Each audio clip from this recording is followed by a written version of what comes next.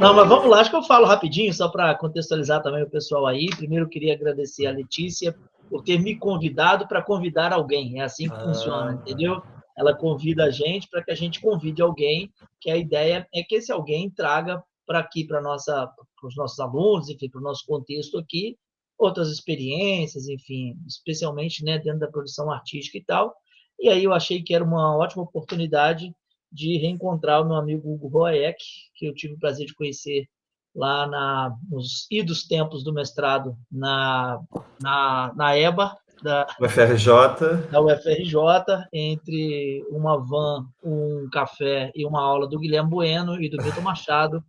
A gente trocou bastante ideia e depois, enfim, cada um seguiu aí as suas trajetórias. E aí, recentemente, eu fiquei sabendo que o Hugo tinha se tornado professor da UFMG e eu achei que seria muito interessante ouvir parte de como é que está essa história, o trabalho dele, como é que anda a vida e tudo mais. Eu acho que vai ser muito legal. Então, eu queria agradecer você, Hugo, por ter aceitado. Enfim, e estamos aí para te ouvir. Eu não sei se eu vou ter perguntas no final, espero que sim. Gente, bola as perguntas. Então é isso, gente. Então eu também começo agradecendo ao Fabrício pelo convite. Agora como colegas professores, agradecer a Letícia pela, pela produção, né, pela elaboração lá dos. Eu acredito que eu recebi e-mails de uma equipe, então eu não sei bem quem é a equipe, né, mas então fica esse mistério. Agradecer para a equipe também e agradecer a todo mundo presente aqui pela oportunidade, e vamos começar o, a leitura aqui. Eu preparei um portfólio com algumas imagens. Quando o Fabrício fez o convite, eu achei que fosse uma coisa que tivesse ligado ao projeto de pesquisa dele, mas agora ele explicou, né? Outro projeto convida outra pessoa. E aí me pediram esse título, né? Eu achei que já tinha algum título pré-pensado, pré-agendado, e me pediram um título para fala, que serviu de divulgação para sair no Instagram. E aí eu fiquei pensando, que título eu vou pensar, né? Que título faz sentido hoje pensar numa apresentação? E aí acabou que o título da apresentação virou Pintura, Pintura e Pintura, né? Então faz parte desse caminhar e dessa pesquisa que eu faço sobre o campo pictórico, está o tempo todo afirmando que o processo, que as obras, que o material visual, a pesquisa artística que eu estou falando, que eu estou trabalhando, é sobre pintura, né? Então eu fiquei pensando nessa necessidade contemporânea, né? Necessidade do artista contemporâneo hoje, somente no Brasil, né? Entendendo, né, nosso contexto histórico, né? Depois de 4 anos sem Ministério da Cultura, 4 anos sem Funarte, né? 4 anos abandonados, né? A gente agora está no terceiro ano que tem retorno, né, desse investimento na cultura. Como cada vez mais é necessário essa assertividade, esse reafirmamento, essa coisa, tentando achar o adjetivo, essa coisa cabeça dura do artista, está sempre tempo afirmando que é artista que está fazendo arte como uma resposta aos afetos e as questões do mundo, né? Como afetar o mundo fazendo arte, fazendo arte, fazendo arte. Tá? Então, a minha fala vai ter essa questão que eu vou estar o tempo todo afirmando que a minha pesquisa vai por uma coisa que às vezes não parece que é. Tem essa brincadeira de troca de territórios, né? Então, só para esclarecer, né, para me apresentar, né? Então, eu sou formado, minha graduação é lá na Escola de Belas Artes da UFRJ, lá no Rio de Janeiro, na Ilha do Fundão.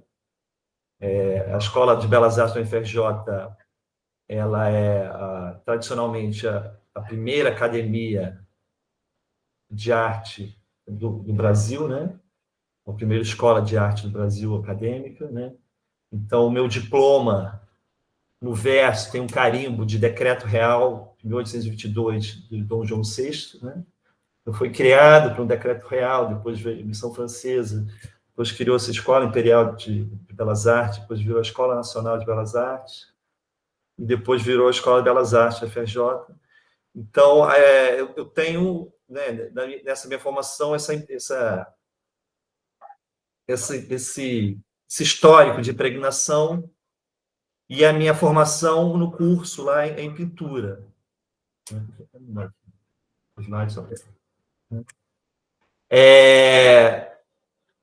E aí você sai com um diploma de pintura, trabalhando, né, estudando pintura, e ao mesmo tempo quer fazer arte contemporânea, onde você já sabe, né, a gente já sabe desde a década de 60, que as linguagens, né, as categorias já estão explodidas, já não fazem mais sentido você só pensar uma categoria, não faz mais sentido você só se intitular de um nome dentro dessa produção diversa que é da arte contemporânea, mas isso faz parte, a minha pesquisa faz parte de entender essa discussão e por que essa discussão, às vezes, ainda se faz presente hoje, mesmo a gente estando em 2025, onde certas categorias, né, de gênero, sexualidade já são mais fluidas, mas o Brasil ainda teima em manter algumas categorias artísticas bem determinadas por contextos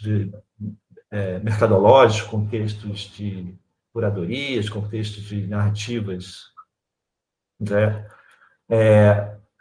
Continuando minha formação aqui, né, eu fui fazer o mestrado, e aí eu conheci o Fabrício no dia das provas, né, dos dias das eliminatórias da gincana, e aí tem várias anedotas, né, depois ele conta, e aí aquela coisa, conhece no dia da prova, depois conhece no outro ano, que volta para fazer prova, e começa nas aulas, e aí vai aquele convívio entre os jovens artistas, jovens, né? Aí o Fabrício estava fazendo a Bolsa Pampulha junto com o mestrado, então ele dormia no ônibus vindo de fora para o Rio, depois ia indo para BH.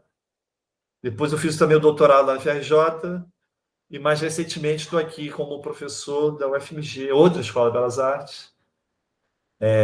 Claro, uma escola mais nova, né? Formada na década de 70. O curso não é dividido em categorias, né? É um curso só de artes visuais. Você tem áreas afins, mas você sai formado em artes visuais, né? Então, uma coisa mais ampla. Mas ainda existe esse viés, ou esse projeto moderno brasileiro permanente, que ainda existe essa separação por temáticas categóricas de linguagem, né?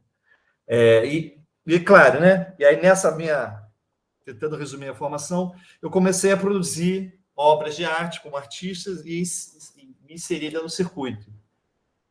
E aí eu trouxe aqui uma série, né? Eu chamo de são as séries das lonas, né? Então, ou seja, eu comecei a trabalhar dentro do campo pictórico, dentro da pintura, fazendo objetos com tinta e materiais esdrúxulos ou materiais comerciais, mas materiais alheios ao campo da arte tradicional, da arte acadêmica, ou seja, fora da tela, do algodão, do linho, fora da tinta óleo, fora da tinta acrílica.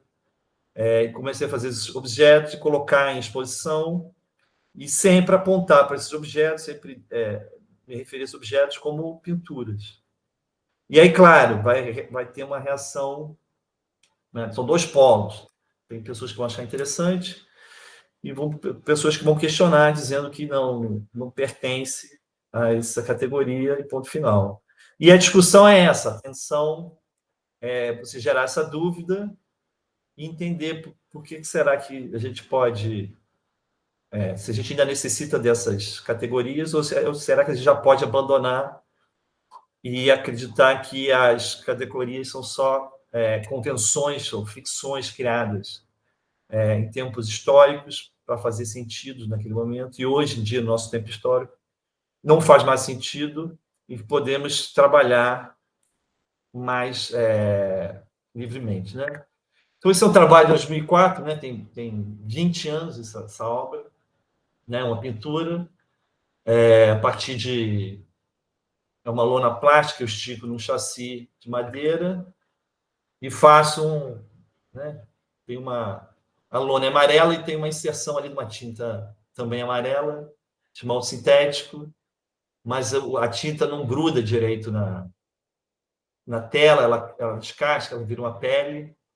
Então, tem vários problemas que a pintura, né, dentro do que a gente conhece como aquele nome acadêmico, né, dentro da Estado da Arte, não poderia ter, mas eu apontava de propósito para questionar e duvidar dessas categorias fixas. Então, além de ser um chassi mais grosso, um material comercial, né, um material que eu encontro na loja né, no Saara, né, no centro do Rio, loja de material de construção, elas ficavam também no chão, né? Não sei se vocês conseguem perceber, estavam no chão, elas não ficavam penduradas na parede. Então, perde também esse local apropriado de onde pendurar. E por aí comecei a fazer essa série de lonas amarelas, laranjas, e aí conforme eu ia comprando material, eu ia conjugando esse material em cima do chassi, e questionando esse lugar da tela, da tinta, né? Então aqui é um chassi também de 2 metros por 2 metros, mas a lona é maior que o chassi, então enruga, né? Então, normalmente tinha um defeito, uma coisa ali que não encaixa, não faz sentido no senso comum se pensa que é uma pintura. Mas eu não deixava de afirmar pelo título, pelo chassi, pela cor, né, pela questão da frontalidade, que continuamos falando de pintura. Esse aqui foi em São Paulo, lá no Rumos. Aqui foi na casa, em Belém, na casa das 7 janelas. E aqui foi no Paço Imperial, foi essa exposição que rodou o Brasil. Essa aqui foi também no Rio de Janeiro. Então, em vários momentos eu fui convidado para participar de exposições. Essa aqui era uma exposição na Estação Leopoldina, ali no centro do Rio, e você poderia ocupar a estação, que é uma estação desocupada, né, que não funciona nada, não tem trem, os vagões estão abandonados, e você podia ocupar. E aí eu criei esse vagão amarelo, com a lona amarela, que tem um volume ali do vagão, né? E na foto parece que ele tem os trilhos ali em cima, né? Tem aquele gancho que pega energia, né? Então, eu fiz esse vagão amarelo ocupar aquele espaço. Então, são brincadeiras que vão tensionando, né? Esse conceito que a gente tem de onde a pintura pode habitar. E aí eu vou apontando, eu vou reafirmando, né? Sempre lembrando daquela, daquela postura assertiva de pintura, pintura, pintura, tentando dialogar com os outros artistas dentro do sistema de arte. Em 2007, vou participar desse edital da Funarte, né, ali no Palácio Capanema, no centro do Rio.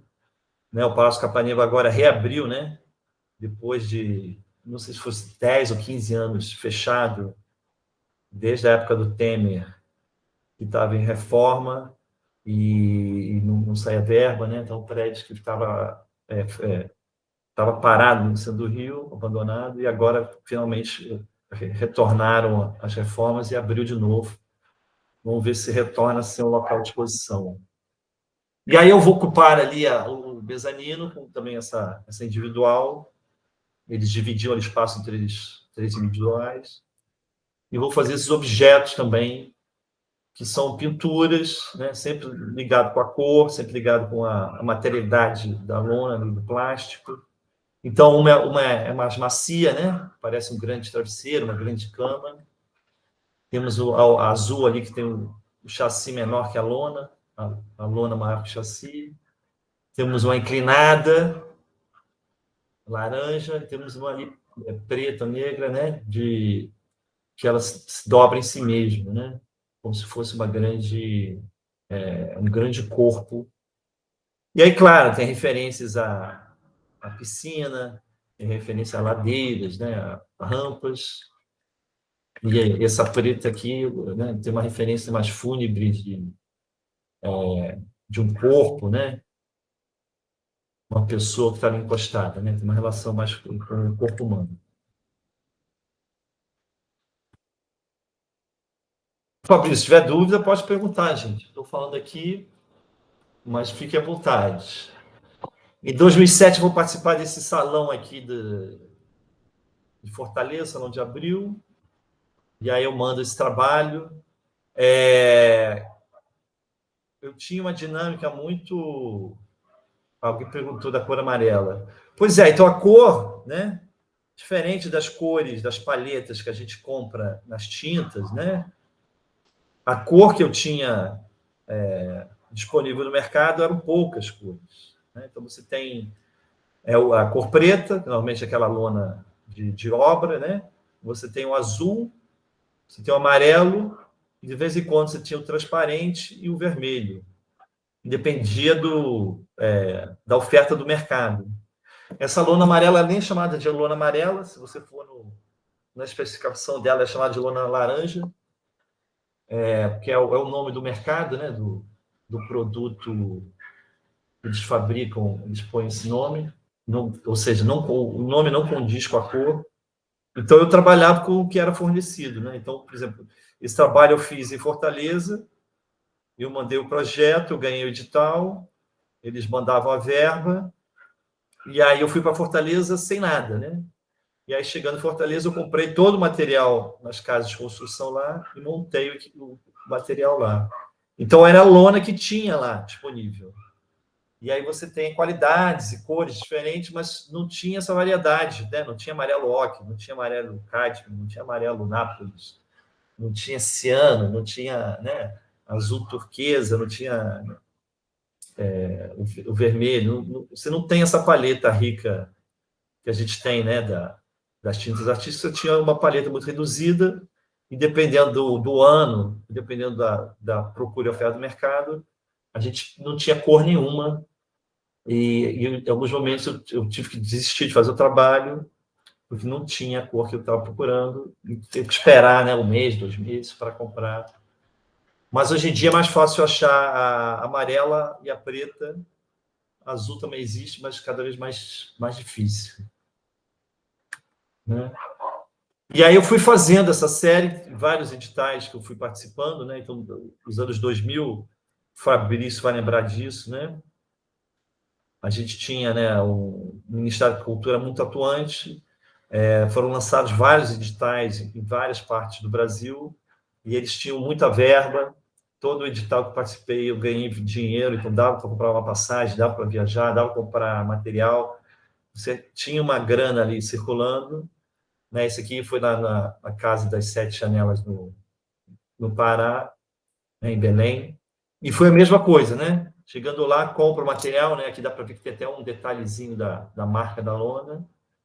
E ali, discutindo com a curadora, a gente mudou um pouquinho o trabalho, para ficar tudo na parede. Casa das 11 janelas. 7 janelas é outro livro, né?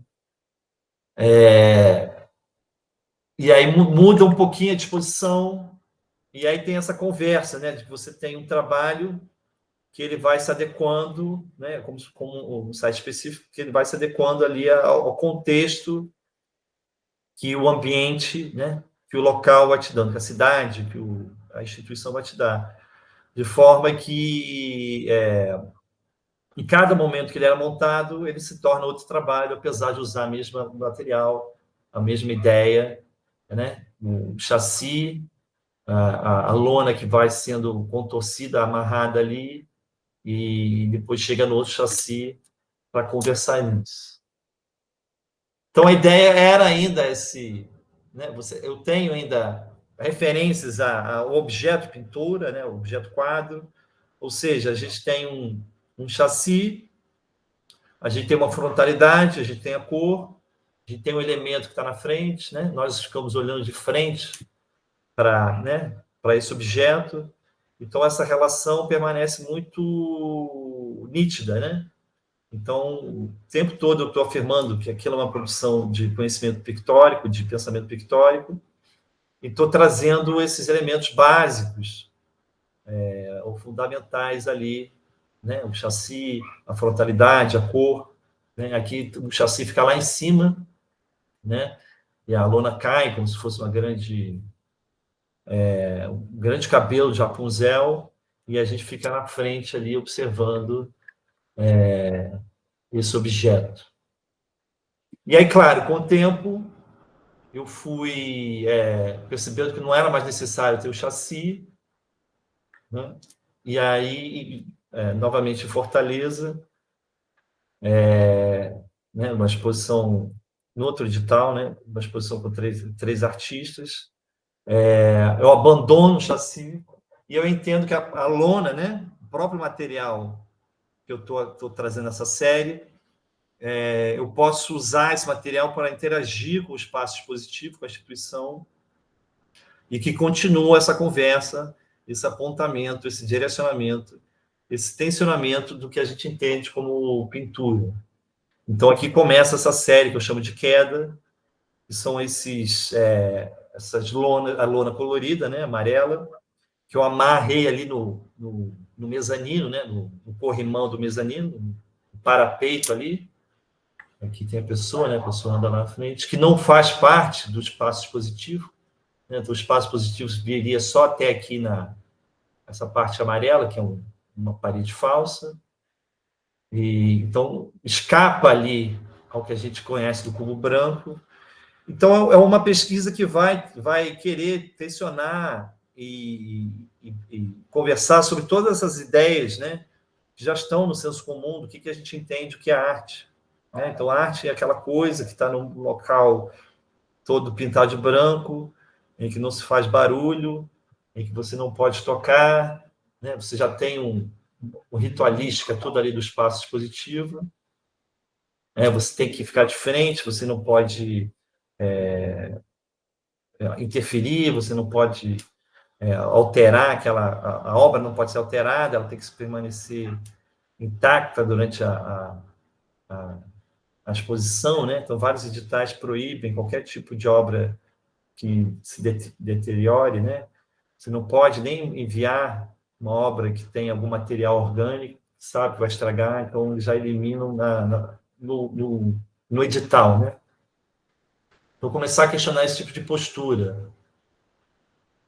E aí, em 2012, eu passei também no edital com outros dois artistas, né? O Álvaro e o Rafael. O Fabrício também conheceu lá na FRJ, também todo mundo agora virou professor, cada um numa instituição diferente, no Brasil. Né? Então, aqui a gente montou essa exposição de novo lá no Capanema, né? Nesse mezanino enorme. E aí eu vou trazer essa lona com 400 metros quadrados, ocupando ali né, o chão e as duas colunas do mezanino, gerando também toda essa discussão junto com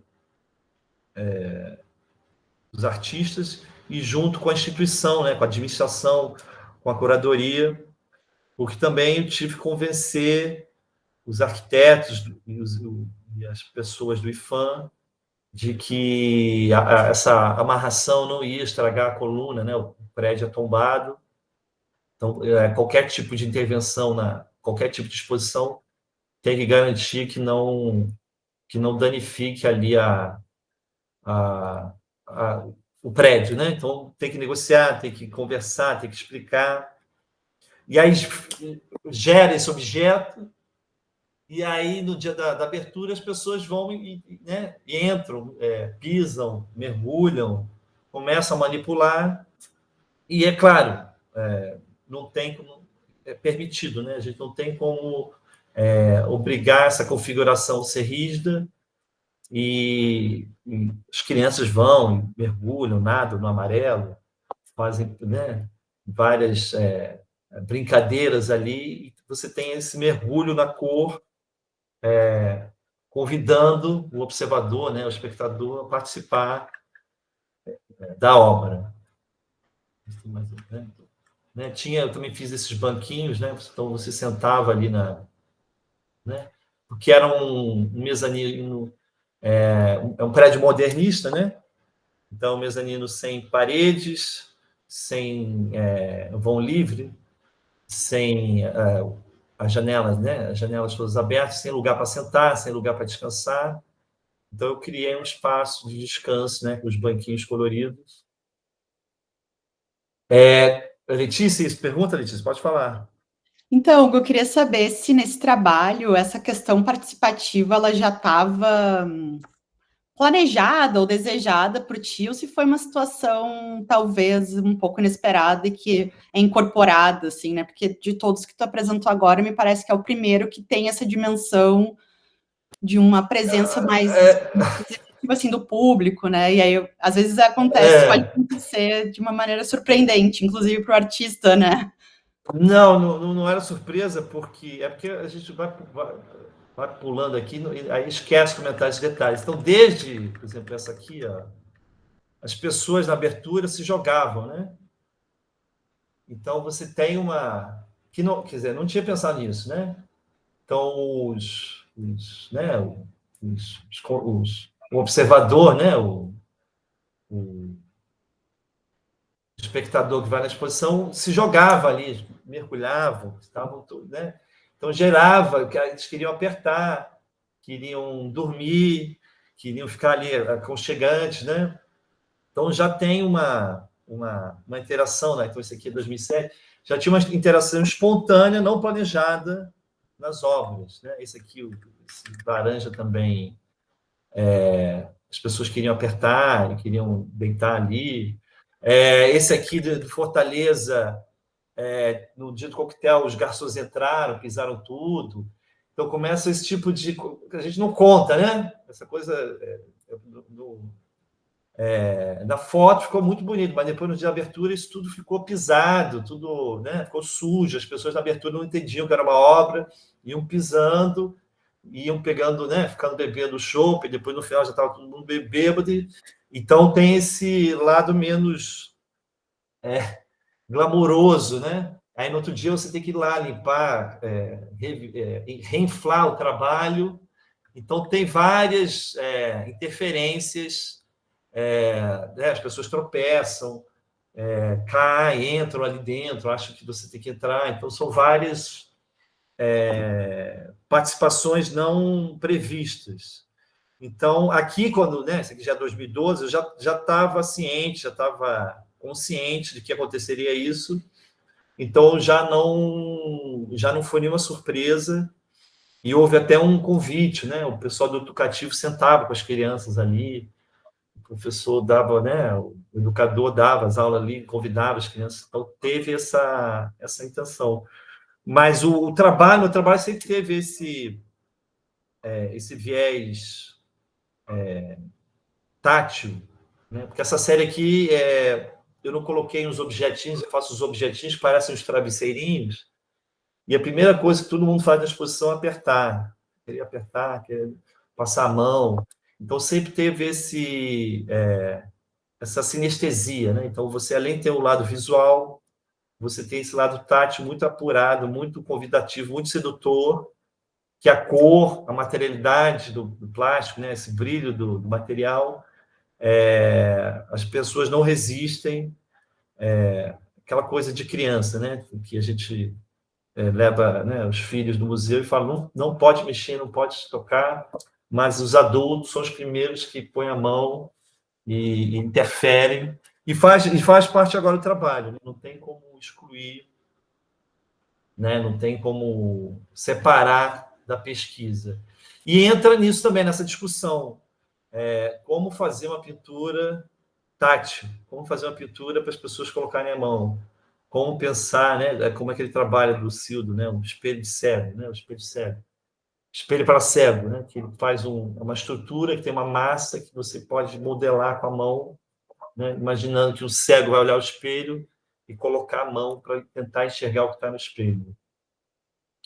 Alguém levantou a mão, não estou conseguindo ver aqui quem... Gabriel. Pode falar, Jana.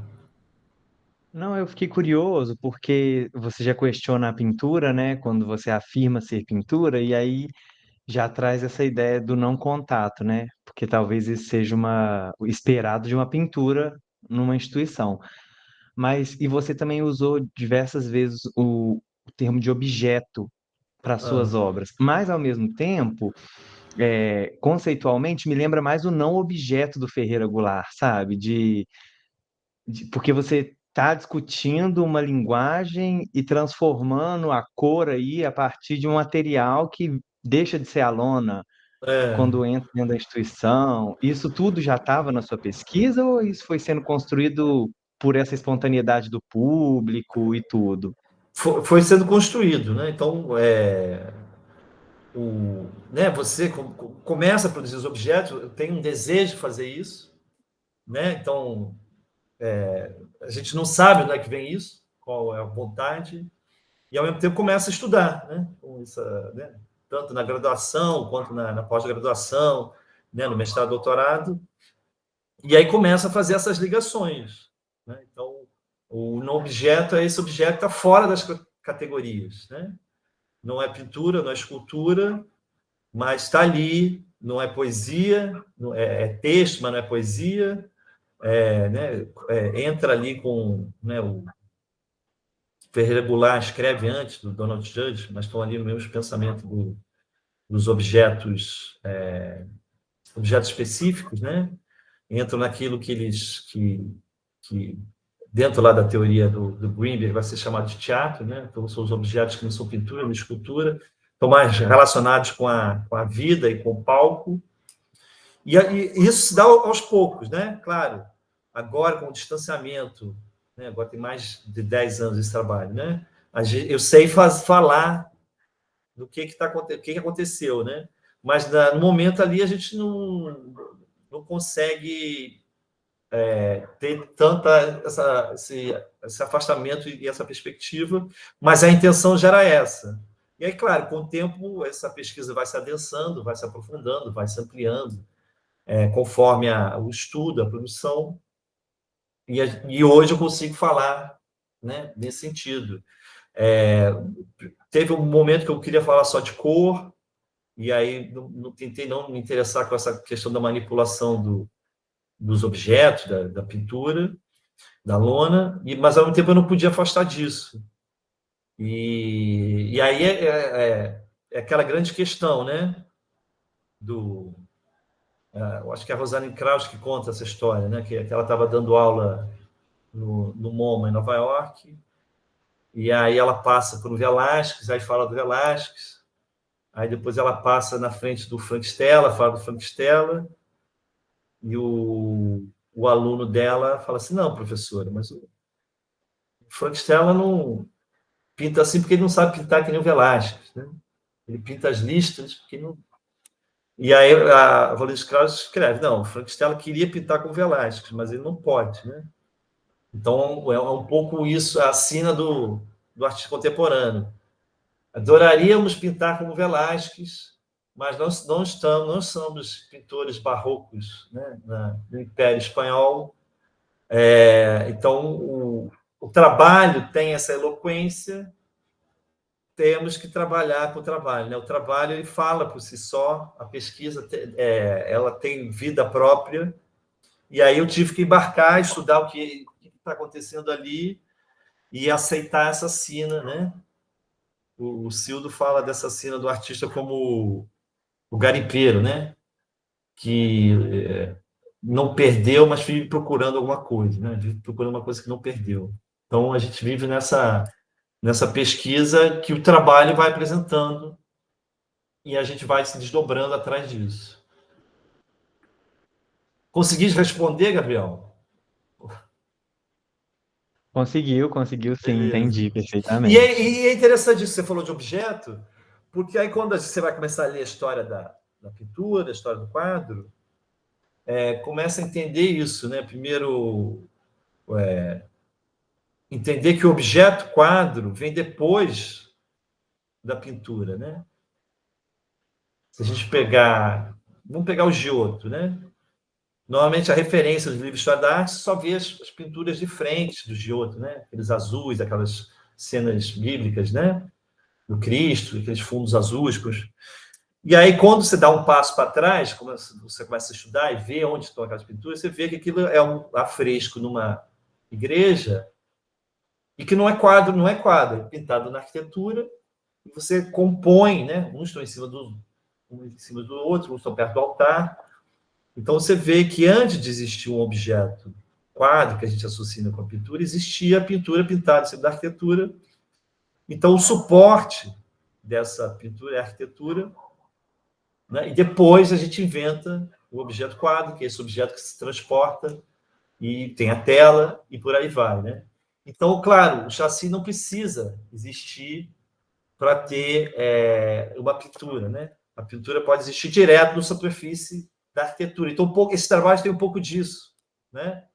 Essas lonas, quando estão encostadas, quando estão jogadas ali na arquitetura modernista brasileira, fazem essa referência a esse momento que a própria arquitetura era suporte, né? A gente pode lembrar do Hélio de Sica com o Magic Square, né? Tem um no Rio de Janeiro, tem um em Inhotim aqui em Belo Horizonte, né? Que ele faz aquela arquitetura dele e pinta com diversas cores. Então, a própria arquitetura é suporte da pintura. Né, então, são essas camadas que a gente vai estudando, vai colocando. Né? Então, aqui é no Museu Nacional em Brasília. Né? Essa exposição foi em 2012. E depois eu fui convidado a refazer esse trabalho agora em 2023. E aí a curadoria, né? Esse aqui eu montei, em 2012 eu fui lá montar. Aqui a curadoria montou, e aí eu especifiquei, não, vamos fazer igual, mas eles se empolgaram, e aí eles fizeram várias fotos diferentes do que era o planejamento inicial, ou seja, esse trabalho fisicamente não fui eu que montei, né? Eu passei as instruções, a equipe técnica ela montou com a orientação da curadora, e aí eles foram brincando com as possibilidades, aí eles jogaram a lona no meio da exposição, né? E não era, a ideia não era essa, mas eles jogaram, aí depois a lona caiu do mezanino, que era a exposição para o térreo, e aí eles foram se empolgando, fizeram um book de noiva, né, Fabrício? Que fizeram, um véu de noiva lá em Brasília, né? E me mandaram, eu gostei mais de 100 fotos da lona se espalhando no vento. Então, isso não estava previsto, né? Não era a minha ideia. Esse aqui virou a capa do catálogo, depois eles adoraram. Né? Então, tem todo esse... Aí gera esse envolvimento com a instituição, né? A curadora propôs, a equipe topou, as pessoas foram participar, a fotógrafa adorou, e ela foi, não, vamos crescer isso, vamos jogar para cá. E ela fez esse book de noiva, né? Que a princípio o trabalho seria só ali no canto, né? Entre duas colunas, e ele cresceu, né? E saiu né? Do prédio né? Também um prédio Niemeyer, né? Esse prédio modernista para o Brasil, pôs uma cor ali no prédio branco modernista brasileiro. Por favor, quem levantou a mão pode se à vontade. Fui eu, Priscila. Mas e você, Hugo, você gostou disso, assim, desse desdobramento do trabalho? As fotos ficaram lindas, né? Eu adorei, ué. Que bom. Não tem nem como não gostar, gente, porque é essa relação. As instruções não foram essas, eu não provoquei.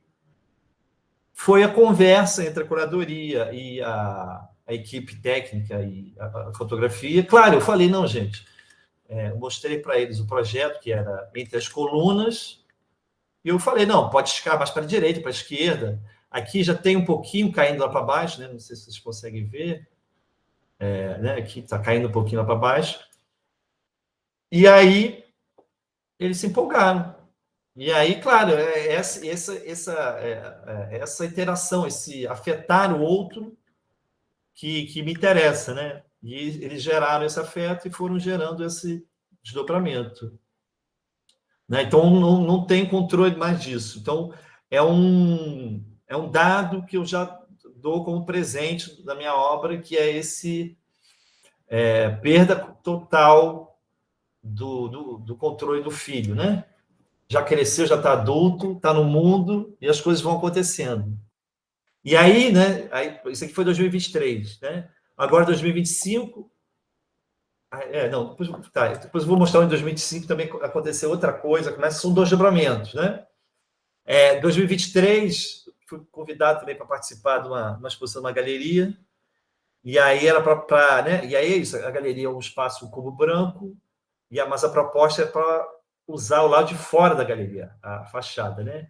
E aí foi a mesma coisa, eu propus, e aí os montadores lá, a equipe técnica montou, e aí eu fiz né, aqui, eu trouxe a lona azul, eu quis mudar para criar uma questão de fazer uma piscina, né?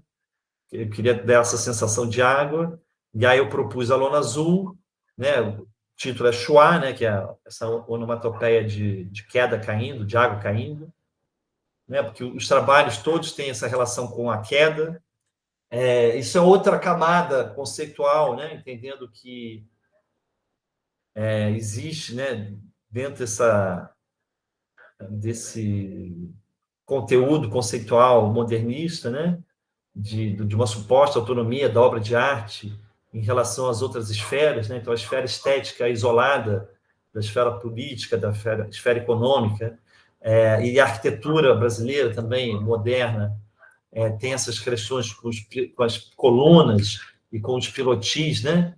Que elevam o prédio, né? Quem estudou lá no Fundão conhece, né, Fabrício? Os prédios são elevados do chão para você não ter nenhum contato com esse mundo terrestre sujo e contaminado, para você habitar um espaço puro, ideal, branco, que é esse espaço moderno, né? Então, o título é Queda, porque é essa queda, né? Essa queda, essa corrupção da obra de arte para um espaço mundano e para um espaço poluído e sujo, que é a superfície terrestre. Então, essa relação entre o contemporâneo e o moderno. E aqui eu fui chamado de cachoeira, né? Essa coisa do chuá, da cachoeira.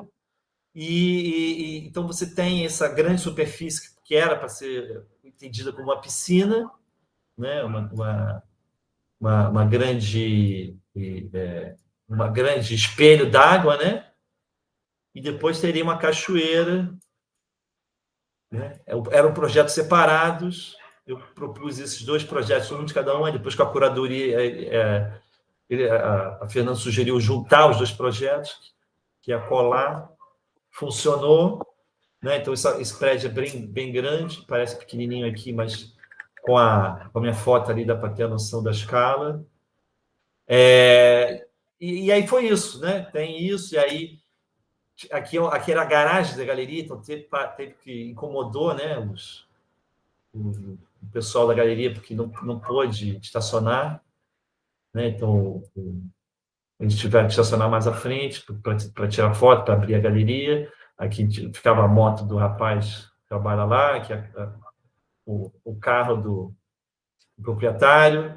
Então, gera esses diálogos com a instituição e, ao mesmo tempo, tem essa brincadeira do visual com o sonoro, né? A ideia, o convite que eu fiz também lá na abertura era saber se as pessoas conseguiam escutar o barulho da cachoeira, do som de água caindo.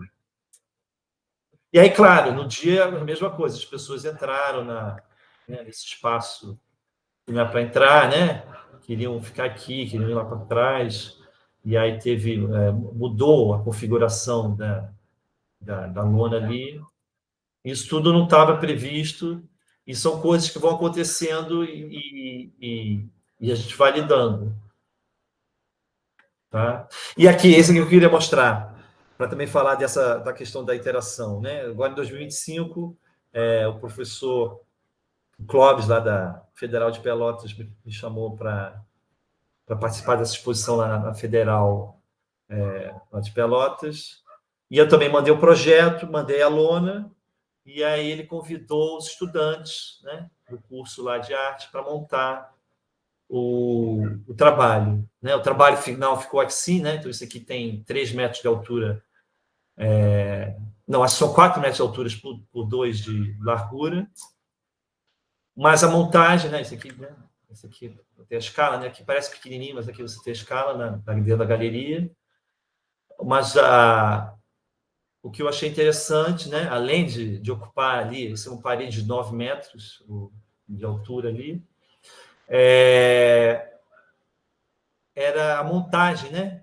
Então foram, né? Aí teve a equipe que montou, mas tiveram os estudantes lá esticando também a lona e brincando lá também de carregar o véu da noiva e esticar, e eles que não tem que ser mais para cá, tem que ser mais para lá. Então tem também essa participação automática, não o pessoal é muito solícito, né? Se oferecem para querer mexer, participar. Né? Então,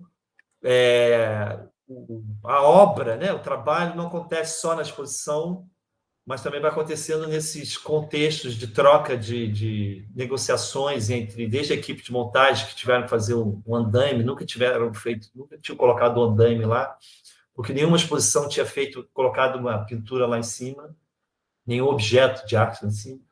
Essa galeria nunca tinha um objeto que tivesse sido colocado a mais de 2 metros de altura, né? Então, foi a primeira vez que foi ocupada essa área dentro da galeria. Então, são coisas assim que acontecem e a proposta do trabalho é sempre tensionando isso. Tá? E aí, para fechar aqui, que também está lá na chamada, é outra série que eu faço aqui em Belo Horizonte, que são essas de pintura contemporânea, que são essas plaquinhas, né? Normalmente vende-se, aluga-se, corta-se grama, né? Faz-se telhado, conserta-se telhado, procura o meu cachorro. Então, eu fico espalhando pela cidade plaquinhas. Essa aqui eu coloquei aqui em frente de casa. A plaquinha não está lá porque o pessoal veio da prefeitura, cortou tudo, aí eu tirei. Senão iam sumir, então já não está mais lá. Né? Essa aqui eu fiz lá em frente ao Museu da Pampulha, o Fabrício conhece bem lá. Esse aqui não ficou um dia, né? O pessoal jardineiro lá destruiu no primeiro dia, né? Não dormiu uma noite lá no museu. E esse aqui já coloquei também já, quando foram podar, já tiraram. Né? Então, são objetos que eu vou espalhando pela cidade, também vão tensionando esse local de onde o objeto de arte tem que pertencer, e, ao mesmo tempo, tem esse desapego total ao objeto e à finalidade do que é uma obra de arte. Né? Hugo, deixa eu te perguntar sobre esse trabalho, se tu considera as fotografias também, assim, tu chega a mostrar, exibir essas fotografias como o trabalho, fotografia, também tem esse recorte que vai criando meio que um lugar, não um lugar, assim, não um lugar, mas um lugar meio misterioso, que lugar é esse, né, assim, quando ele está instalado, mesmo que tenha uma vida meio efêmera, assim, tem um sentido, né, mas quando vira imagem é outra coisa, assim, e eu queria saber se isso também tem te interessado, né, o trabalho enquanto imagem, assim, enfim. As fotografias são registros, né? Elas não são a obra, né? Elas são registros da obra. Então, esse aqui ficou um dia, né? Então, quem passou ali viu. Esse aqui ficou 2 anos. Esse aqui acho que ficou 3 na rua. Então, teve um momento, né? Pessoas passaram de carro, o motoboy passou de moto. pessoal dos caminhões do lixo passaram ali, e ao mesmo tempo é isso, provavelmente alguém notou, olhou, mas não entendeu o que participava, mas a obra é ali, e o registro, as fotos dos registros, né? No sentido de que, se fosse convidado para fazer uma exposição, eu quero esse trabalho, eu ia mostrar, instalar, né, em algum local da instituição, a plaquinha lá fora, do lado de fora, e é esse sentido que seria a participação. Claro que fica, né, no currículo, no portfólio, né, no Instagram, fica a imagem, porque é como a gente registra e como sobrevive, né? Se um dia me convidar a participar do catálogo, vou ter que mostrar essa foto, porque é o que sobreviveu, né, ao desdobramento do próprio processo de trabalho. Quem foi agora? Gabriel, isso, por favor. Hugo, e esse tempo de duração da obra nesse lugar que você propõe, em pintura contemporânea, isso te serve também de material de pesquisa? Te interessa isso também? Me interessa. Né? É curioso, né? Em frente ao museu, não durou um dia, né? Mas na rua, né, no espaço neutro na rua, durou mais tempo. Né? Então, por que no museu você tem uma preocupação em deixar né, o jardim mais bonito ou menos... ou não pode, por que não deixam as pessoas se colocarem como artistas no museu e deixam na rua anonimamente? Né? Também entra essa questão institucional. Né? Será que não seria no museu o local que... Né? Eu encontrei a placa quebrada no outro dia no lixo, né? Eles quebraram a placa e jogaram no lixo. Então tem, né? É um sintoma, né? Um reflexo de como é o circuito, como é que o sistema de arte trabalha no Brasil.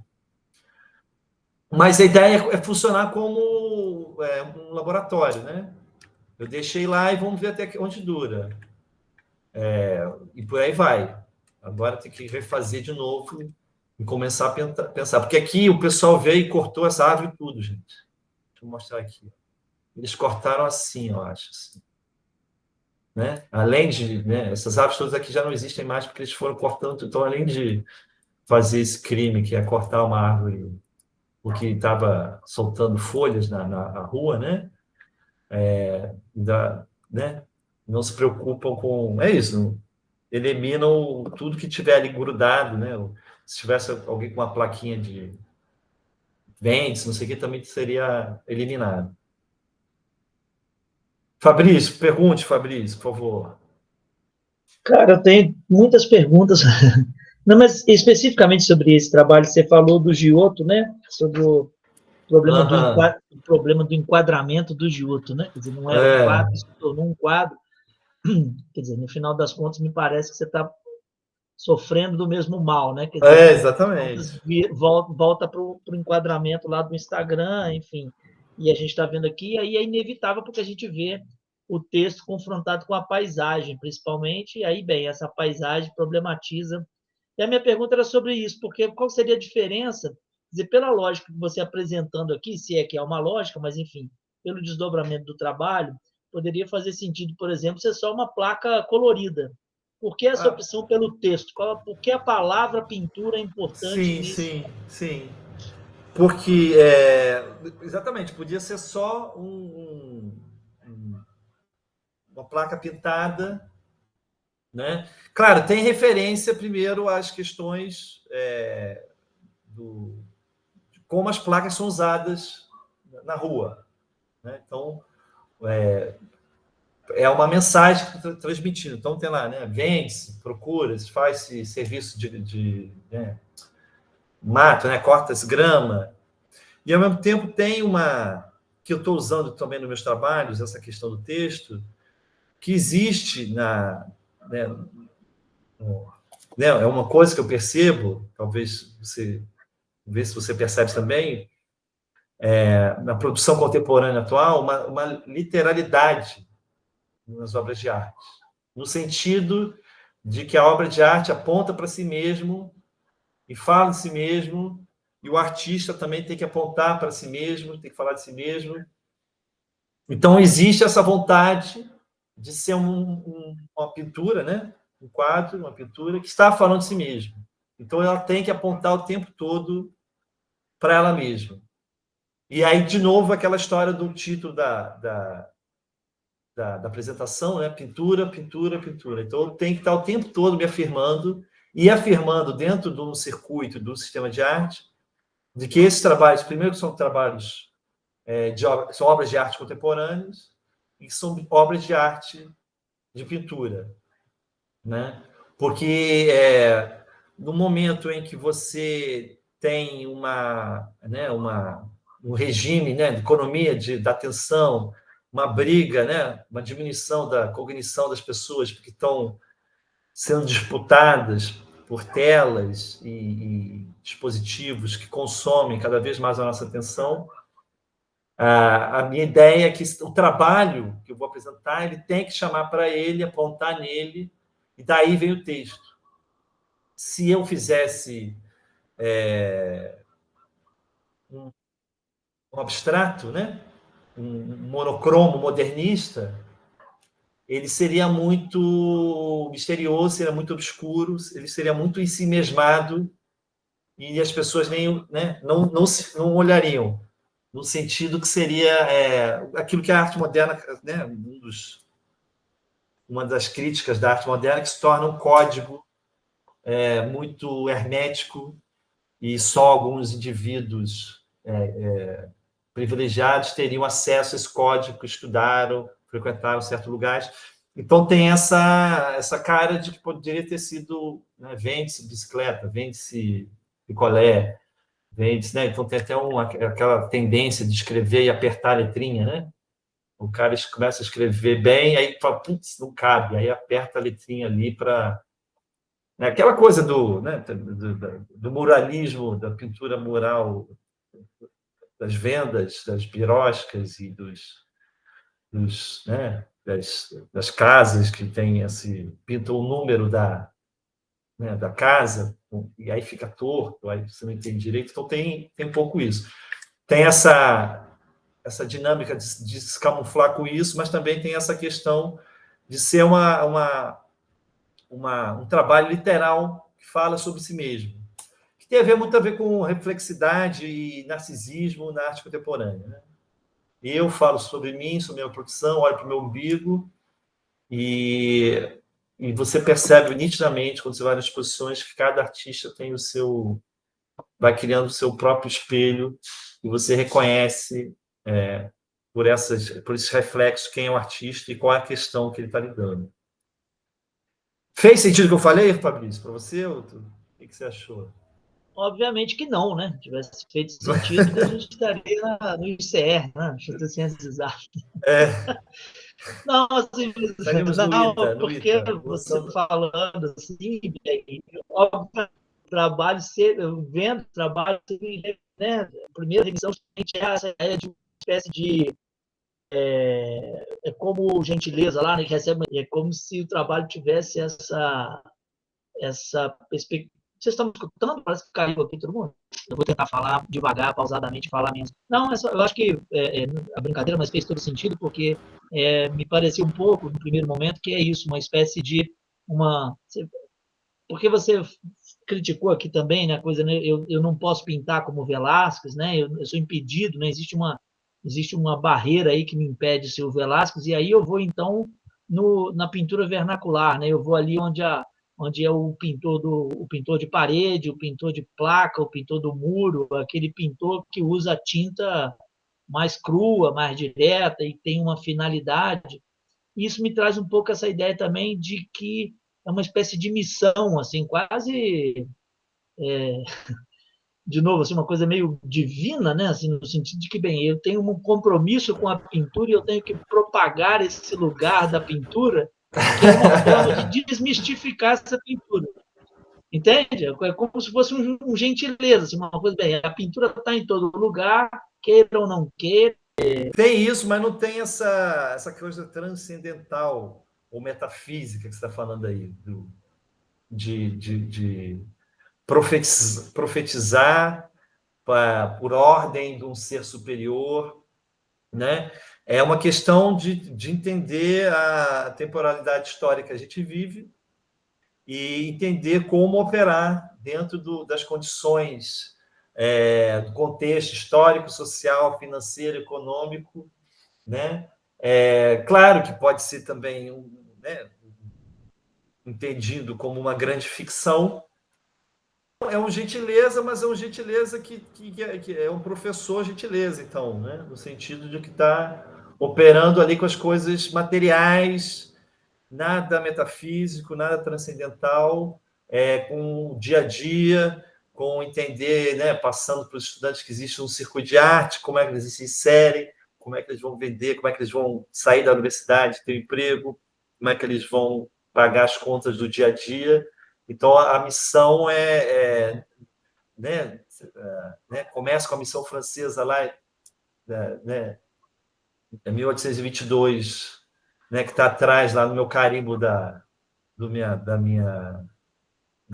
meu diploma, mas a missão vai pisar mais no pé na terra, né, vai ter essa queda e pisar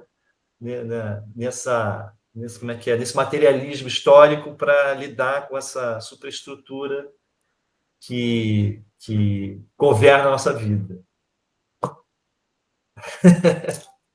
Quem perguntou mais aqui? Você tem outra pergunta, é isso, Fabrício? A minha outra pergunta é o seguinte: você falou tanto de noiva nessa história, eu me pergunto se essa noiva é a noiva do Champiana ou que noiva que é essa que está habitando aí a sua produção, Pois essa noiva. Ela apareceu, o pessoal que fez esse book de noiva, né? Que normalmente sou eu que fotografo, e aí não, cadê? Deixa eu mostrar aqui a noiva de novo, né? Então, para mim era isso, né? A exposição era isso. Essa aqui é a minha foto, né? E aí eles vão e fazem né? Fazem um book do trabalho. E aí, não, pois é, essa noiva para mim é né? Esse aspecto do espetáculo dentro da arte contemporânea, né? Então, hoje, você não sobrevive se você não tiver né, um Instagram legal, se você não tiver um catálogo, um portfólio legal, em que a obra seja um grande espetáculo, um grande entretenimento. Então, aí entra mais nisso, né? Não como aquela questão da noiva, se né, aquela coisa idealizada, pura, que os celibatários estão correndo atrás e querendo se purgar de toda a materialidade, mas eu acho que entra como espetáculo, porque não foi planejado nem essa noiva aqui em Brasília, nem essa noiva aqui de Pelotas, né? Muito parecido isso aqui, né? Parece que combina as duas imagens, né? Não foram, né? Porque quando a noiva entra na igreja, o pessoal levanta o véu, né? Então tem uma coisinha ali tem essa ação que é espontânea, foi ali espontânea. São estudantes de arte, tá? Então é a turma lá da, acho que é o ateliê de pintura, que foi montar o trabalho e eles espontaneamente tiveram essa noiva. Claro, e também brinquei da noiva porque o Fabrício tem um trabalho com noiva, né? Depois ele fala mais disso. Cadê Simone? E aí, Simone, tudo bem? Oi, Hugo, está uma delícia te ouvir. Queria te fazer uma pergunta. Quando você fala sobre essa questão do espaço do artista, né, que você falou pouco atrás, né, sobre essa marcação do seu espaço, né, assim, do que me diz uma coisa, quando você falou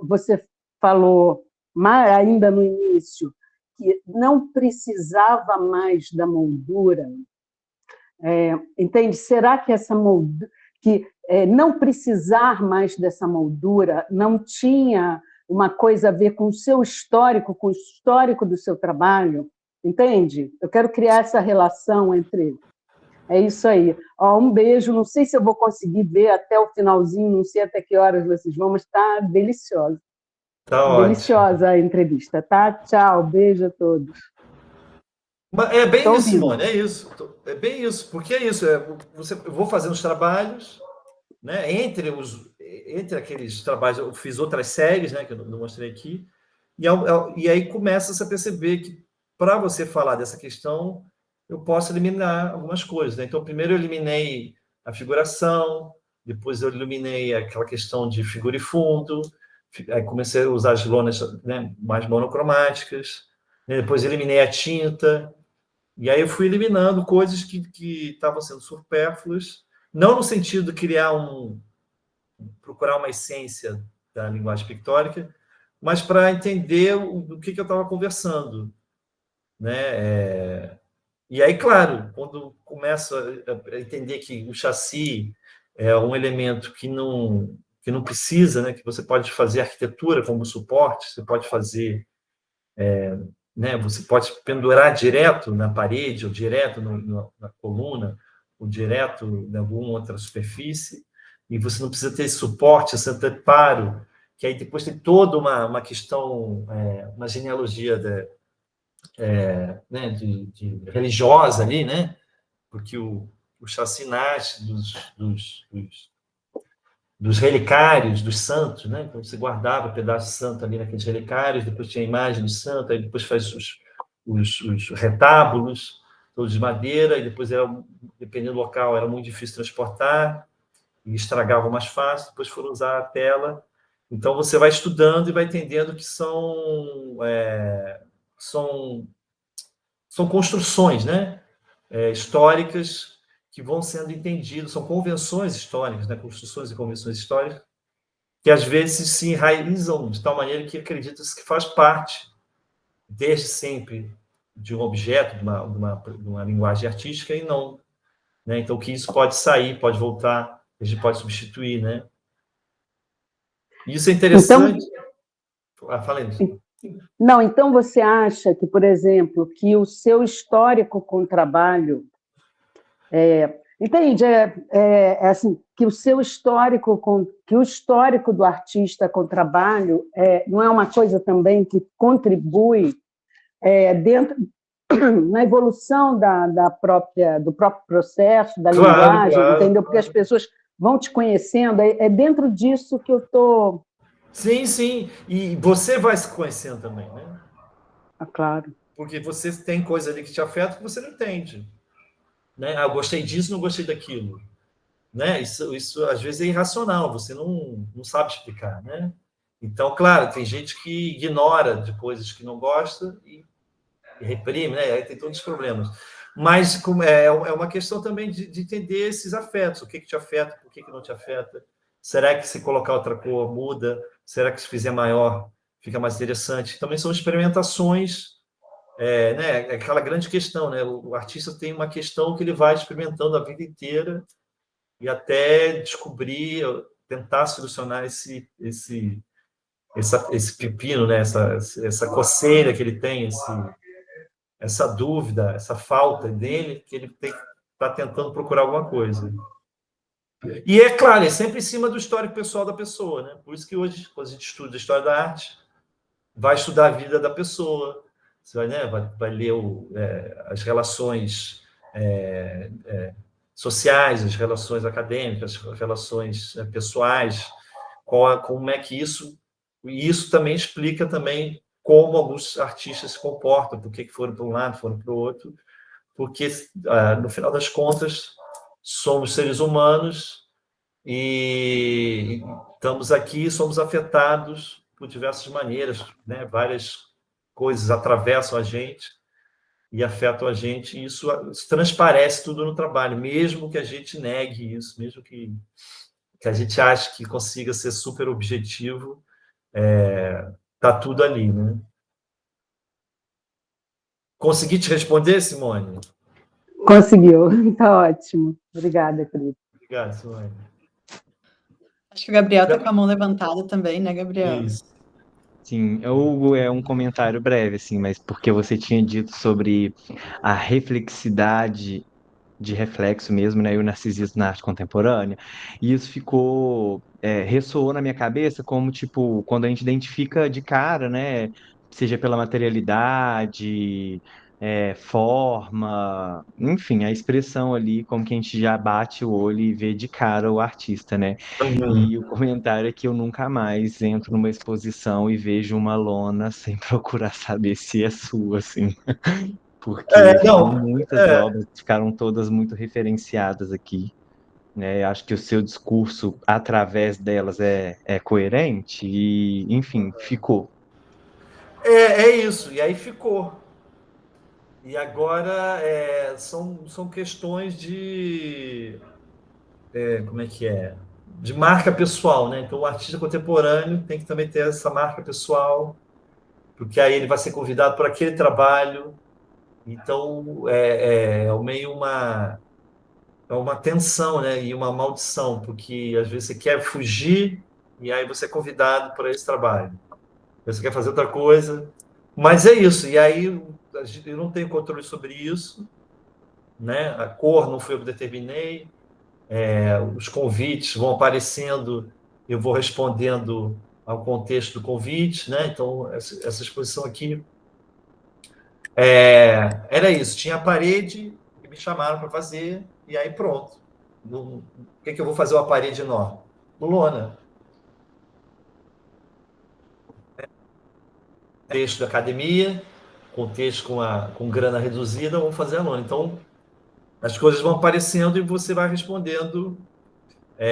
Eu espero, mas o Gabriel, não, se a gente for vasculhar, tem vários outros artistas que usaram a lona, tá? Então, não fui o primeiro, não vou ser o único. A Leda Catunda tá aí, tinha aquele grupo Três Nós Três, né? São vários artistas que. Mas a Leda, se você falar camadas e tecidos, eu chego lá, assim, bem direto, de pulo. Mas é mais assim, porque, pelo menos do que eu vi agora, olhando para esse aspecto que você trouxe do artista contemporâneo, tem muito isso, né? Mas eu também reconheço essa parcela do educador também, da acessibilidade do material, e o discurso de fácil acesso. São, acho que também são diferentes lugares da leitura da sua obra também, né? Mas especificamente eu achei curioso isso que você falou sobre a ideia mesmo do narcisismo e essa materialidade fixada assim também, sabe? Presente assim. Eu As gostei pessoas, disso, achei as pessoas interessante. querem, as pessoas querem te enquadrar numa caixinha, né?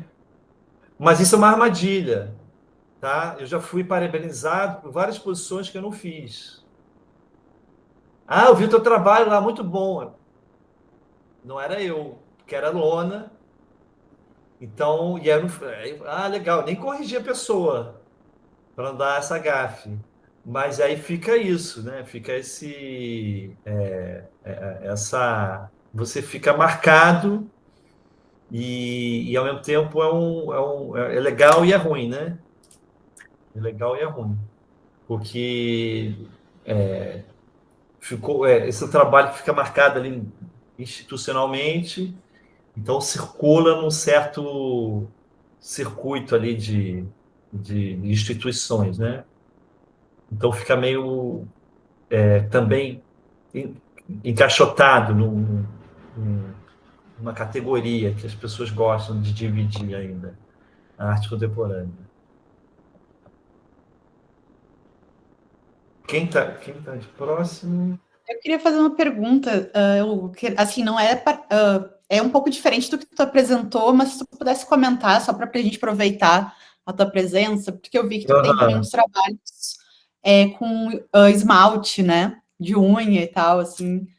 Aí Tá, eu não deixa eu sei pôr se você aqui. pudesse falar um pouco, porque tem aí uma dimensão que me parece de escala diferente, né, assim, de algumas coisas Isso. grandes, outras pequenas, e o próprio esmalte também, que participa de uma outra sociabilidade, digamos, do que a lona, né?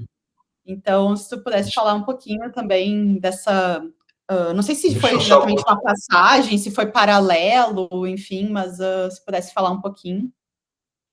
Deixa eu mostrar aqui. Foi tudo paralelo, gente. Que eu fiz isso aí, um recorte dentro dessa série que eu expus agora mais recentemente. porque senão fica, né, para tentar ser conciso sem fugir muito. Deixa eu ver aqui. Eu que estou abusando, porque eu que fiquei curiosa Não, e queria vamos. saber. Deixa eu achar aqui. Deixa eu achar aqui, peraí.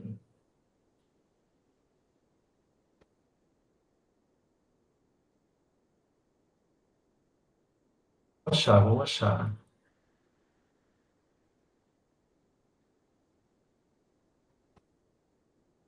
Deixa eu ver se é esse aqui.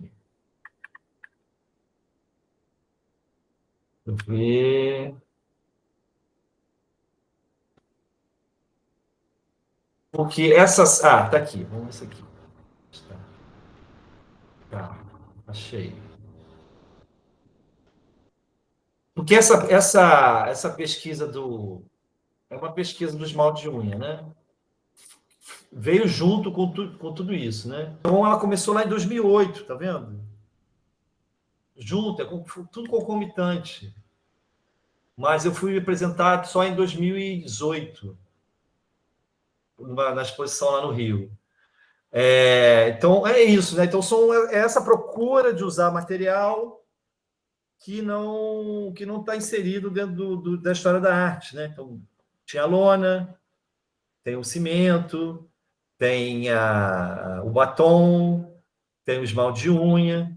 E aí, claro, pelo esmalte de unha, que eles são objetinhos e tem um pincelzinho mais, né? É 8 ml, normalmente o tubinho do esmalte.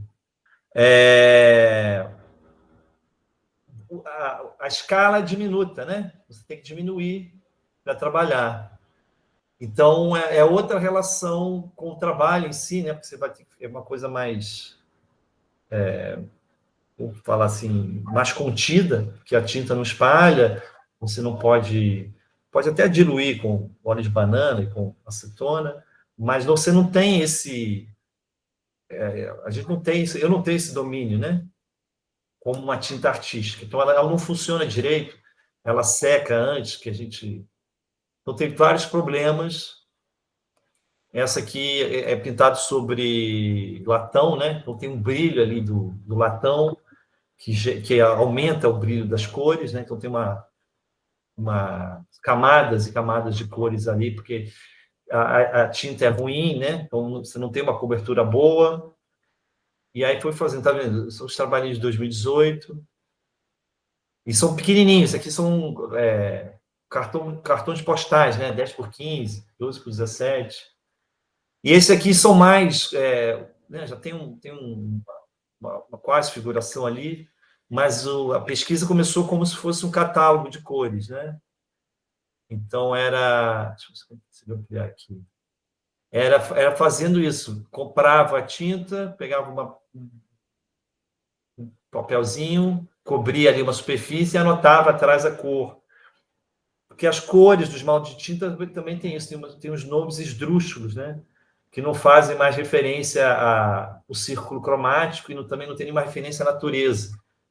Então, vermelho, como é que é? Carnaval, marrom, marrom fusca, e são coisas, né? Vermelho Ferrari, verde militar, tem tom, né? Azul meia-noite. Então são referências. Aí você entra de novo naquela questão do espetáculo, né? Você tem que trocar de 6 meses o catálogo de cores dos esmaltes, então você tem que criar nomes espetaculares para você gerar desejo ali de compra de novas. E aí, claro, né? Aos poucos eu perco a paciência de fazer esses como é que é? Esse catálogo de cor muito certinho, e eu começo a pintar eles como se fossem grandes quadros abstratos, nomes de fantasia. São nomes fantasias, né? A Cristina falou aqui. São nomes que não têm relação ao circo cromático que a gente está habituado dentro do circuito de arte, né? Amarelo, ciano, magenta, vermelho de cádmio, Falou exatamente. Então, tem essa inserção da materialidade e dos materiais do circuito do comércio para o circuito artístico, né? Então, é uma apropriação, um deslocamento poético, um deslocamento de esferas, trazendo esses objetos que estão no comércio para dentro da esfera, dentro da esfera artística. E aí tem problemas, né? Porque agora que já tem vários anos de trabalhos, a cor vai mudando, porque eles não têm, o pigmento não é bom, né? Então você tem vários problemas, vai craquelando, o esmalte ele vai atacando o papel. Então são problemas de natureza química e física, né? Que a gente não lida se a gente utiliza o material ideal da arte, né? Então tem tintas a óleo que dizem que vão durar 100 anos sem alterar a cor do pigmento, né? Então, você começa a lidar com esse tipo de, de situação. Deixa eu mostrar outro. Aí comecei. Tem cheiro também? Tem cheiro. Porque o esmalte ele tem um cheiro, assim, e aí tem uma questão sinestésica no teu trabalho, né? Que eu fico imaginando, eu fico olhando esse catálogo, imaginando muito o cheiro dele, assim, pensando que então tem isso. também é um dado do trabalho, né? E isso é legal, porque sai só do visual, né? E entra no olfativo. E aí tem o cheiro na hora de fazer, né? Você não pode ficar ali, né, muito tempo, né? Irrita, né? E entorpece a pessoa. E depois, na hora de apresentar, tem o cheiro. O batom também tem muito cheiro, né? Então, a exposição do batom, as pessoas ficam grudadas, trabalho cheirando, assim. Então, também é outra relação. Não é o tato em si que vai sujar, mas eles ficam muito próximos, cheirando, porque tem aquele cheiro de manteiga de cacau, e tem uns que tem cheiro mais de morango, né? Então, o meu trabalho, eu tento procurar ter esse tipo de relações além do sentido visual, né?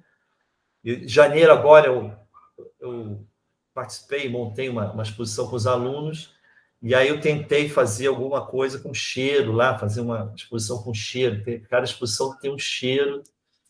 Ainda vou achar alguma coisa que resolva isso. Qual vai ser o cheiro de uma exposição nova, né? Carro novo tem cheiro, livro novo tem cheiro, né? Roupa nova tem cheiro. Eu queria pensar um cheiro de exposição contemporânea, né? Qual seria esse cheiro? Né? Você entra no espaço, cheiro de exposição contemporânea, né? Como é que a gente vai conseguir ter essa relação, esse afeto, né? Além do visual, com o olfato. Deixa eu ver se eu mostro aqui. Hugo, só uma parte. O meu filho sempre fala desse cheiro. Quando ele entra assim num lugar que alguém acabou de pintar e tal, ele fala, pai, adoro esse cheiro de arte. Tá vendo? É isso. Pode começar a falar, a parede pintada de branco com essa tinta acrylex é o primeiro cheiro. Quando você cheiro. entra no apartamento, né, alugado, você tem o cheiro da tinta. Quando você vai numa exposição, a pessoa acabou de... tem o cheiro do óleo, né? E aí eu falo isso, às vezes o estudante...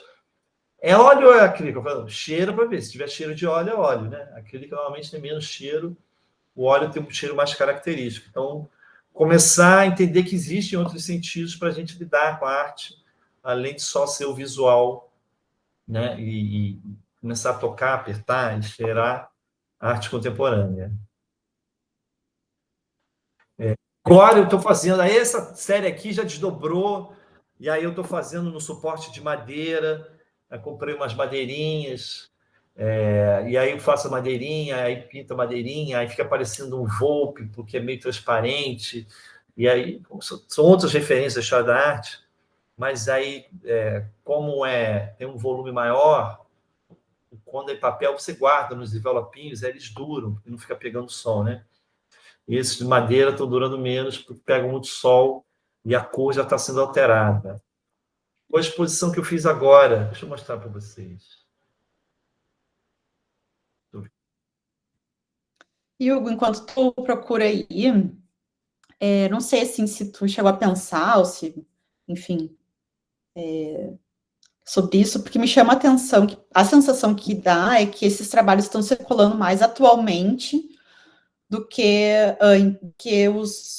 a Lona, assim, né? Que a Lona teve ali um tempo em que ela foi talvez mais solicitada institucionalmente ou mais experimentada, porque tu falou que esses trabalhos tu faz desde 2018, mas agora que eles estão sendo mostrados, né?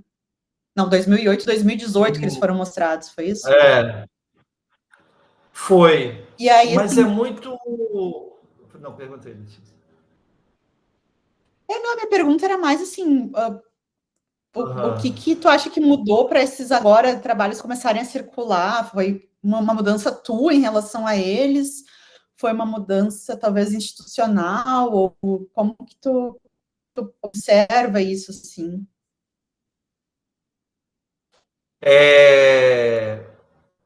Então, mudanças do políticas brasileiras. Então, o Fabrício é da minha geração, né? Então, 2001, a partir de 2001, houve, né, um forte incentivo do governo federal em difundir arte, de fomentar arte com vários editais. Então, de 2001 até 2012, eu participei de vários editais, né? Então, eu participei do Salão Paranaense, do Salão da Bahia, do outro do Abril de Fortaleza, eu participei do Salão de Recife, o outro. Então, né, eu fui participando de várias instituições no Brasil todo, porque existiam esses editais, né, que não existe mais nenhum, ou quase nenhum, né? Foram se perdendo, ou foram se alterando. Eu participei do Rumos em São Paulo, que também já mudou o formato. Hoje, antigamente era uma grande exposição, você ficava uma semana em São Paulo com todo mundo, os artistas, mesmo hotel, indo, todo mundo visitando a exposição, todo mundo estando junto, né? Os formatos mudaram, né? A Bolsa Pampulha alterou também. E era isso, também o interesse acadêmico da pesquisa, as galerias não eram tão fortes, né? Então, houve o apagamento, depois de 2014 para cá, desse incentivo federal na cultura e na arte, e houve um domínio do mercado sobre a produção artística do Brasil, né? Então, pelo menos é o que eu entendo hoje. Então, muda. Então, como é que era isso? Era o trabalho. Você participava do salão, ganhava grana, viajava, montava a exposição num mês. Aí no outro mês fazia outro, não sei o quê. Exposições tinham grana. Né? Essa exposição na Funarte, o edital era R$90 mil. Entendeu? A primeira exposição na Funarte, que foi em 2008, o Prolabore era R$6 mil. Né? Então, R$6 mil em 2008, né? Não é R$6 mil hoje. Já seria bom ganhar R$6 mil hoje. Mas era uma grana muito mais, né? Ou seja, o carro em 2008 era, sei lá, R$10 mil, então estaria nesse, né? Um Uno velho usado, né? Mas estaria nesse patamar ali, né? Você compraria um carro velho usado. Hoje em dia não chega nesse local. Então isso muda. O trabalho muda, você não consegue mais apresentar esse tipo de trabalho, agora só em convite institucional. E sempre você tendo que negociar a compra da lona, não tem mais verba, o artista não vai, então por isso que eu não vou montar. São né, o curador, a produção técnica lá em Brasília montou, os alunos lá em Pelotas montaram, que é um sintoma do que está acontecendo. E aí tem outro circuito também dos trabalhinhos menores, que você tem que se inserir no circuito de galeria, que também trabalha com objetos que têm que ser confortáveis, têm que ser domésticos, têm que pertencer a entrar na parede do colecionadores, então não pode ser trabalho de 2 metros, 3 metros. Fala, Fabrício. Você está falando dessa mudança da política cultural, que favorece determinados tipos de trabalho também, esses editais, por exemplo, da Funarte, mas a gente participava como artista. Fanart fazia toda a parte de produção, fazia toda a parte de divulgação e tudo mais. Nos últimos anos, os editais que tem, você tem que ter uma pessoa jurídica e tudo mais, e você tem que apresentar o projeto como um todo. Quer dizer, você tem que entrar dentro de sim.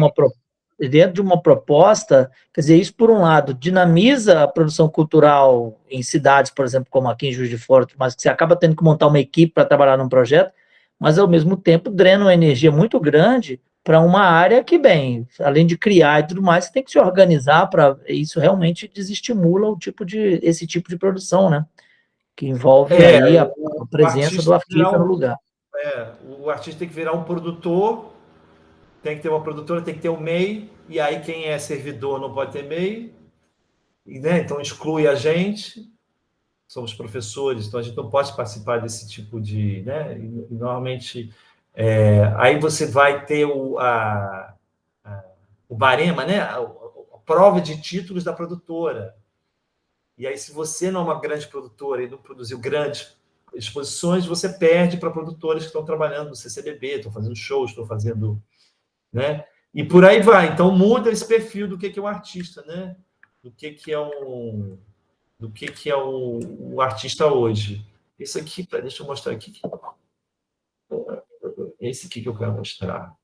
Né? Então, essa exposição que eu fiz agora aqui, participei aqui em Belo Horizonte, né? Aí você vê que outro formatinho, né? Então já são pequenininhos, também a pintura com esmalte de unha, com 50%, né? Tá melhor. Tem objetinhos. E aí essa é uma dinâmica de trabalhar com como é que é? Com o contexto do circuito. Então, que responde àquela primeira pergunta daquela provocação do Velázquez e do Frank Stella, né?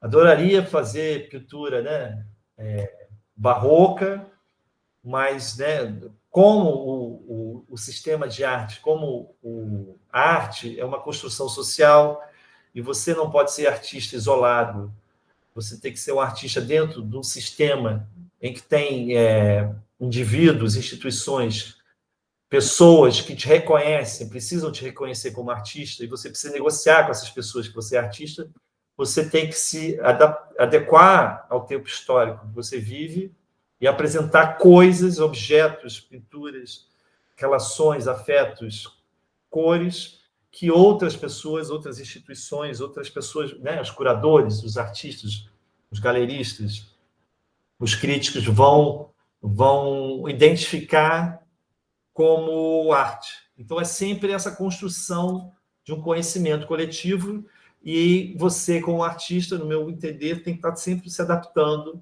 e tem que estar sempre se afirmando, né? Novamente, aquela questão da pintura, como artista, porque no momento que você, no meu entender, né, que você deixar de se afirmar como artista, os outros vão parar de reconhecer, né, e a bola vai para frente, e toca o jogo, e você fica de escanteio ali de lado no campo, né?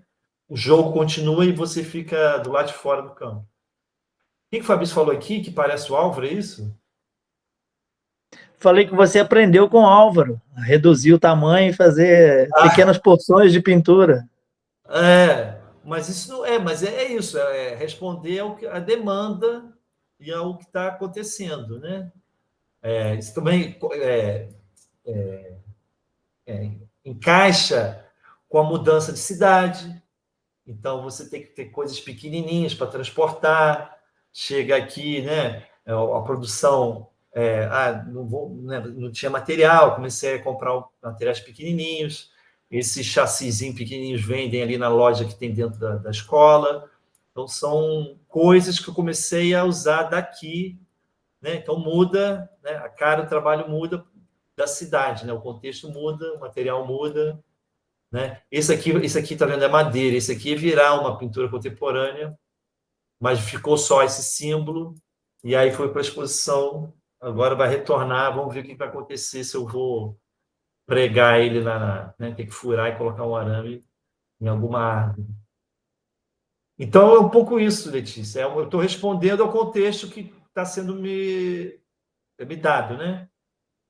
E daqui a pouco, se tiver, né, uma oportunidade de fazer trabalhos maiores, eu vou voltar a fazer trabalhos maiores. Se não tiver oportunidade de trabalhos menores, e por aí vai. É sempre uma negociação com o contexto e com as instituições e os personagens, as figuras que estão circulando entre a gente e reconhecendo e validando e chancelando o que é arte, porque o artista não se faz sozinho, ele só se faz sendo visualizado, tendo né, reconhecimento dentro do circuito. Sim, muito bom, Hugo, obrigada. Muito bom escutar. Acho que o Júlio está com uma mão levantada aqui. Vamos lá. E aí, Hugo, tudo bom? E aí, Júlio, tudo bom? Eu sempre perseguindo você aqui, os seus trabalhos. Não, perseguindo não, está participando. Não, perdão, participando aqui, sempre interessado na sua produção, seus trabalhos, principalmente esses agora que você está apresentando. Sim, quando você montou essa sua série nova de trabalhos, pequenos formatos, você também elaborou a expografia? Está muito bonito, como instalação de paredes, pinturas. Negociação com o curador. Ele veio ver aqui no ateliê, aí eu coloquei tudo, né, espalhado, tudo no chão, aí a gente colocou no chão, ficou, esse aqui vai ficar em cima desses, e aí a gente montou, né, a gente mediu no chão mais ou menos a área que ia ter, começamos a montar, tiramos algumas fotos, então é sempre essa negociação. E eu acho mais interessante isso. E aí apareceram coisas que eu não vi, esse trabalho coisa, né, né, como é, assistente de curadoria, tem esse trabalho coisa, coloca também. A exposição também tinha a palavra coisa, né? Então tinha escapado, eu não tinha selecionado, então começa a aparecer, e aí começa né, aquele jogo, né? Eu gostei desse, então vou colocar perto desse. Mas esse aqui é animal print, então também tem aqui, então deixa eu separar aqui. Esse tem o logo da Louis Vuitton, então deixa eu colocar perto desse. Aí começa, né? São jogos de xadrezinho, né? Uma dama para discutir. E aí o trabalho vai repercutindo esse gosto, essa afinidade que o curador e a produção, né, os assistentes, curadoria, planejaram isso. E a montagem também foi a mesma coisa. Eu levei as obras, né? Eu selecionei mais. Ele falou, não, leva isso. Tinha mais. E aí, na hora, levei lá e deixei o grupo lá que estava responsável a montar.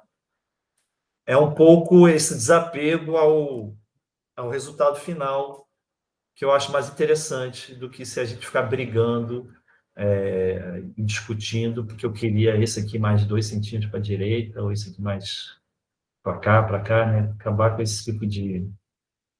Né? Claro, eu queria ocupar essa parede toda, queria fazer, né? Sempre tem esses megalomania, né? Esse egocentrismo, mas claro, não posso, estou ali com outros colegas de disposição. Esse aqui esmalte, esse azulzinho esmalte, e aí vai variando também esmalte, tem os objetinhos. São muito bonitos. Isso aqui também estava na exposição. Não, isso aqui é tinta acrílica, né? Se eu consigo citar. Então tem essa coisa da frase, né? E aí a frase, vocês estão vendo aí? Dá para ver? Sim, único, perfeito. Então, aí é como se fosse um reflexo narcisista elogiando a pessoa que está se olhando, né? E aí e também está falando sobre a pintura, né? Que essa discussão de que o objeto de arte tem que ser único, perfeito, imaculado, para ter valor, né? Então, são discussões eu gosto de trazer, isso é o pessoal na abertura, né? Então, uma panorâmica. Né? Porque é isso, era uma parede, mas eu estava com colegas do lado, né? O pessoal...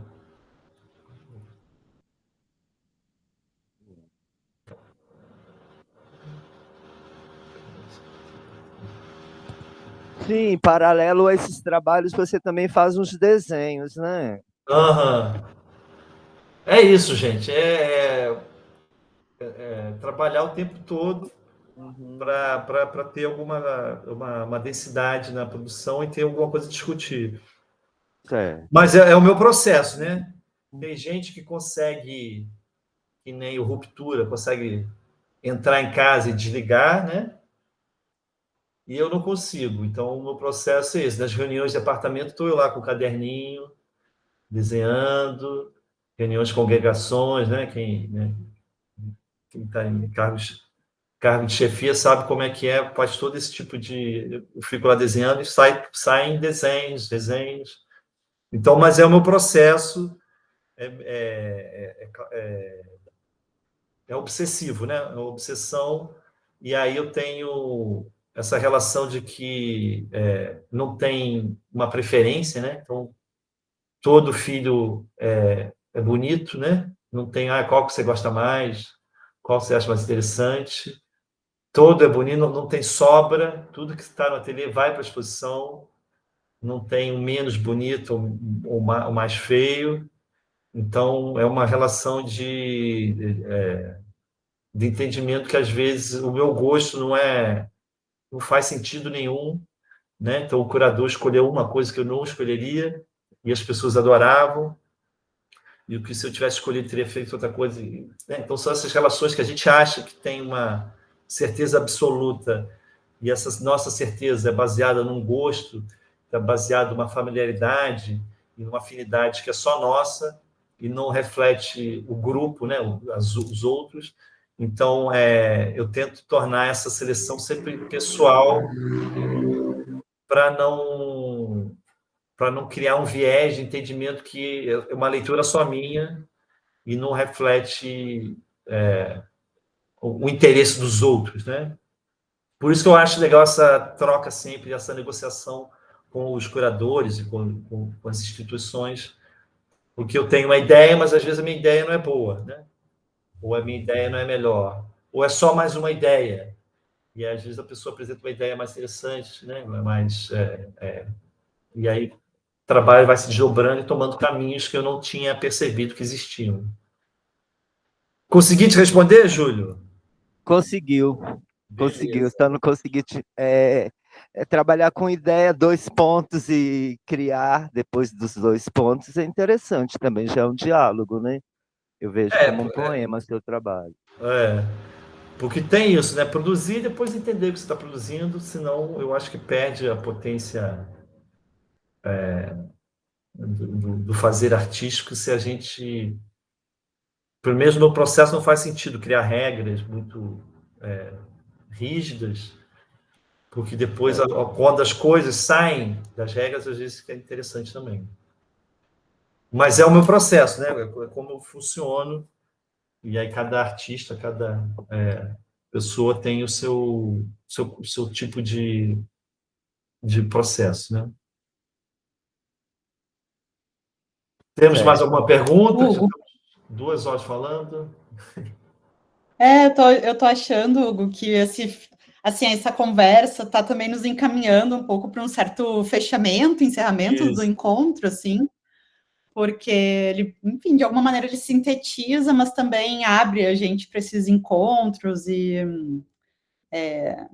outros encontros com o próprio trabalho e entendendo também o nosso fazer como um processo, assim. Então, foi muito bom te escutar hoje, assim. Inclusive, legal. Como que vai ser esses nossos encontros, porque esse é o primeiro vez que a gente faz esse encontro, que alguém convida alguém, e eu acho isso muito bom, né, assim, porque a gente vai... Isso é interessante, porque perde um viés, né? Se você tem, às vezes, um viés de chamar um certo tipo de pessoa, quando você convida a outra, aparecem outras possibilidades de diálogo, né? E eu acho que Exatamente, esses encontros e desencontros é interessante, né? A pessoa que só encontra, justamente. às vezes, está perdendo alguns desencontros também, que também vão ser interessantes na vida, né? Eu acho que isso é Né? sempre mais interessante. A gente também tá diante de algo que a gente não conhece, poder ser surpreendido, eu acho isso é muito legal e coisas que às vezes são até distantes da gente, né? Mas que nos fazem pensar outras coisas que eu não pensaria se não fosse alguém que tem um Claro. processo diferente, um modo de fazer diferente, que vai me ensinar também, né? Me possibilitar pensar outras coisas, assim, acho que eu saio desse encontro hoje super feliz por isso, assim, então agradeço também, Fabrício, por ter mediado também, né, e feito esse convite para estar com a gente conversando hoje, te agradecer também, Hugo, muito pela disponibilidade, assim, foi super legal conhecer mais a tua pesquisa, assim, né, na profundidade dela, no rigor também, assim, mas no rigor e humor, porque eu acho que tem as duas coisas, assim, e acho que é um equilíbrio muito bacana que tu chega.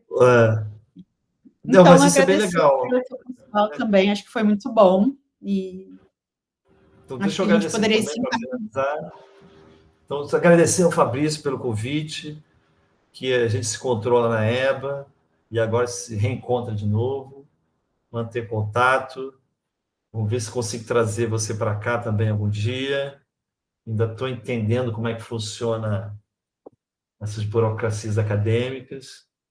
Agradecer a Letícia aí pela paciência e né, a mediação. E pelas pessoas que participaram, né, pelas dúvidas, pelas perguntas.